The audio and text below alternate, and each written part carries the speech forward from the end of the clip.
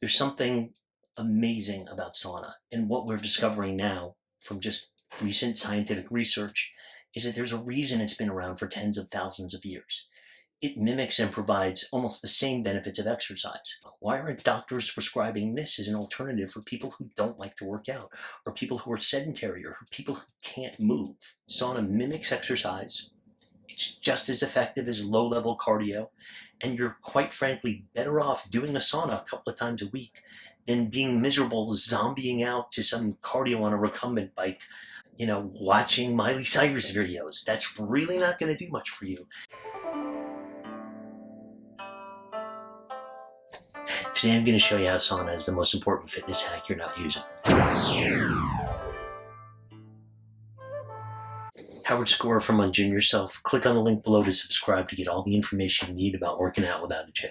How many times do you see people sitting on an exercise bike looking freaking miserable, reading their newspaper, barely breaking a sweat?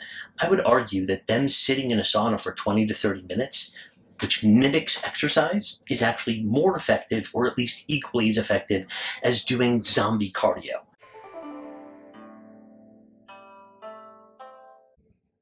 How does sauna mimic exercise? Sauna increases heart rate, it increases respiration, it increases vasodilation, and it also increases thermogenesis, which helps you burn fat.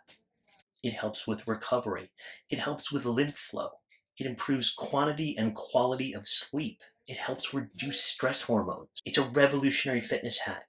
And unlike most fitness hacks, which are crazy and most normal people won't do, you can talk the standard person into doing a sauna, right? I'm not asking you to go in a hyperbaric chamber. I'm not asking you to wear a metal suit or some kind of ozone thing or blah, blah, blah. You see all these miserable people who eventually stop doing cardio because they don't get results from it.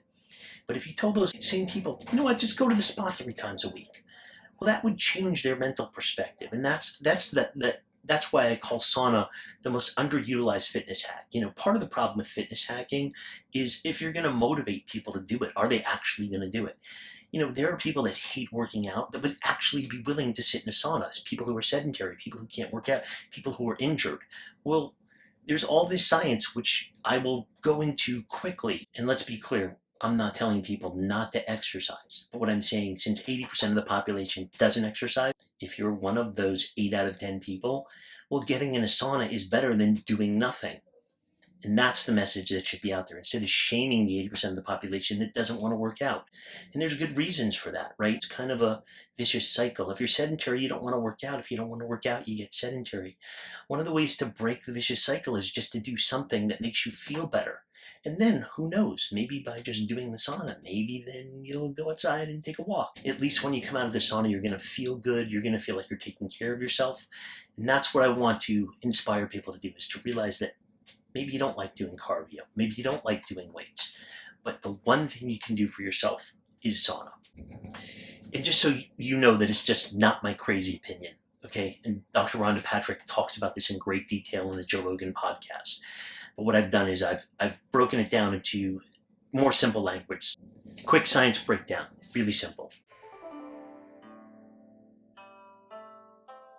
So, in 2015, researchers in Finland studied over 3,000 men between the ages of 40 and 60, and over a 20-year period. What they found is doing sauna at least 4 times a week reduced all-cause mortality by 50%. Talking about heart disease, stroke, cancer. If you want to minimize your chances of getting any of those things, just doing the sauna 2 to 4 times a week significantly decreases your chances of getting any of those. And by the way, this isn't exaggeration or hyperbole, this is science. Just doing sauna 4 times a week, 20 minutes a session, 50% reduced risk of fatal heart disease, 60% lower risk of sudden cardiac death, 51% lower risk of stroke, 36% lower risk for hypertension. Just doing the sauna 4 times a week, 20-minute sessions. If I'm trying to motivate a client who hates working out, if I just get them to sit in a freaking hot box 4 times a week, they're making progress. Sauna can maintain and promote gains in muscle mass. Sauna can increase endurance in both males and females. Sauna can increase growth hormone release. It can improve lymph flow. It can help with detoxification and the immune system. There are some contraindications. Just if you're pregnant, trying to get pregnant, you may want to lay off the sauna. Also found out that even if you smoke and eat like crap, you still get some of the benefits of sauna. There are documented positive psychological benefits of using the sauna. It's a natural antidepressant, and there are scientific studies that have shown that. Depression is linked to specific biomarkers, and those biomarkers can be measured. So a double-blind study with sauna showed something amazing. So they took people that were diagnosed with depression, and they were put in a sauna. And what they found is that in as little as a week's time, the sauna had an antidepressant effect on the people. The people were these depressed people were in a better mood just from doing sauna for a week. And it lasted for as long as 6 weeks after the treatment. After you're in the sauna for 20 minutes and you get out, your brain starts producing more receptors for endorphins. But the point is you actually are biologically creating more of a capacity for joy. And it also reduces cortisol, the stress hormone, which also aids in weight loss. Here's the thing, and this is the whole point of UnGymming Yourself, right? Is when we go to movement, we go to anything in your life, my approach is simple. Does it bring you joy? A recondo, right? Does it bring joy, right? Does sitting on a recumbent bike, zoning out to zombie cardio bring you joy? It might not. If it doesn't bring you joy, maybe sit in a hot box 4 times a week and see if that brings you joy. So, traditional sauna or infrared sauna. So a year ago, I would have told you most of the studies are done with traditional sauna, and that I was a big fan of traditional sauna. But right now, traditional sauna, because of the social aspect and because of COVID, it's much harder to find traditional saunas. But the great thing about infrared sauna is you can rent them privately, and they're still COVID safe. So for today, right now, I would say go with infrared sauna just because of the COVID situation. So here's the 1 month sauna challenge. So do the sauna anywhere from 2 to 5 times a week at a minimum of 20 minutes. Now look, more is better, but at least 2 times a week, you're going to get all of those health benefits we talked about from the science, just from going to the sauna twice a week for a minimum of 20 minutes. But here's my challenge to you. Take the 1 month sauna challenge, right? Do some research, find out where you can have access to a sauna, and then just do it 2 to 4 times a week for a month. And see if you don't feel the antidepressant effects. See if you don't feel the health benefits. See if it doesn't make you in a better mood. See if you find out you're less sore during hard training sessions.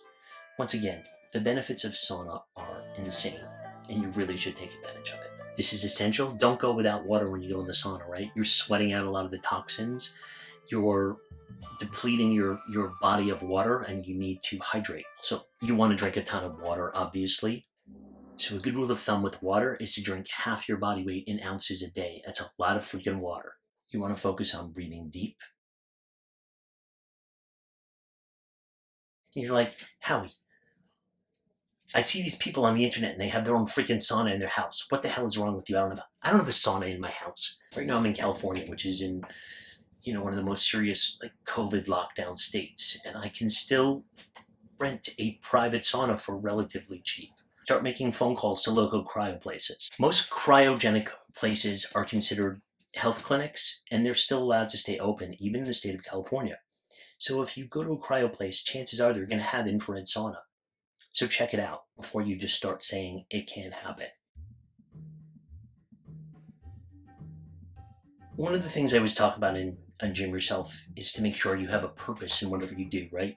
That you're not just doing a mindless exercise plan, that what you're doing has a purpose. Well, sauna has always had a spiritual element to it. Many cultures consider sauna part of their religious practices. For example, the sweat lodge. It's a spiritual and sacred practice in a lot of cultures.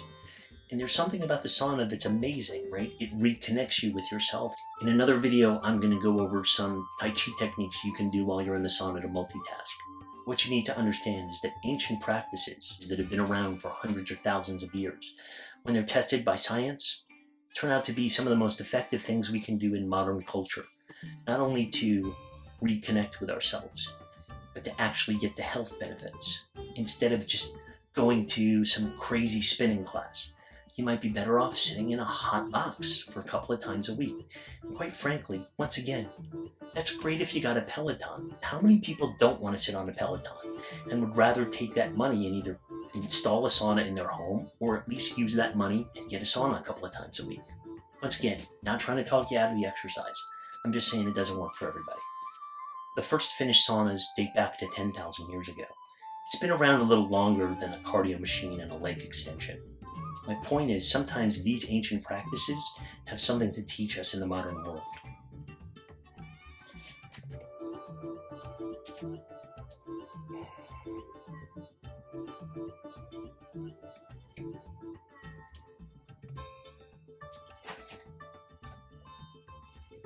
Also, if you found this information interesting today and want more details, just click on the link below.